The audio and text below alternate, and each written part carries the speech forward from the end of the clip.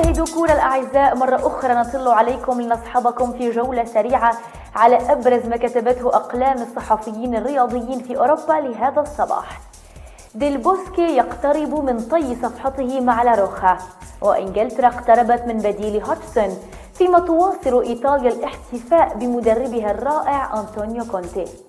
والبداية اليوم من فرنسا مع ليكيب التي عنونت بداية عصر إيميري في باريس. أما في إسبانيا فقد كتبت صحيفة آس: ديل بوسكي يلمح إلى مغادرة المنتخب، والصحيفة تكشف أبرز الأسماء المرشحة لخلافته. زيدان يطلب كانتي، وإنجلترا تفكر في بينيتيز. نبقى في إسبانيا لكن في كاتالونيا هذه المرة مع موندو ديبورتيفو: أسباب نهاية الحقبة الإسبانية.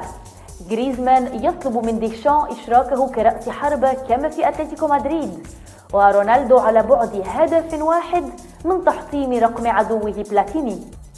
من إسبانيا نطير إلى إنجلترا لنتعرف على عناوين الميرور. إنجلترا ستعين جاريث ساوثغيت لخلافة روي هودجسون مؤقتا لمدة عام، و19 سببا لفشل إنجلترا في اليورو.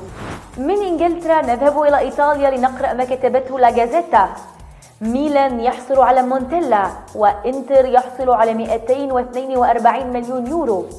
كونتي the Italian one، هل هو أفضل مدرب في العالم حاليا؟ لوف يقول: إيطاليا اليوم أقوى من إيطاليا 2012. وألفيش بعد توقيعه للسيد العجوز: أريد الفوز بدور الأبطال مع اليوفي. والآن إلى البرتغال لنقرأ أهم عناوين أبولا. ناني: لا تقارنون باليونان. مخيتاريان يقترب من مانشستر يونايتد. لويس سواريز يؤكد: ميسي سيعود عن قراره. وبودولسكي ينتقد النظام الجديد لبطولة أوروبا. أما ختامنا لليوم فمن ألمانيا وتحديدا مع بيلد: لوف يهدد الطليان، وبوفون بتواضع: نوير أفضل مني. هذه كانت أبرز أخبارنا لليوم.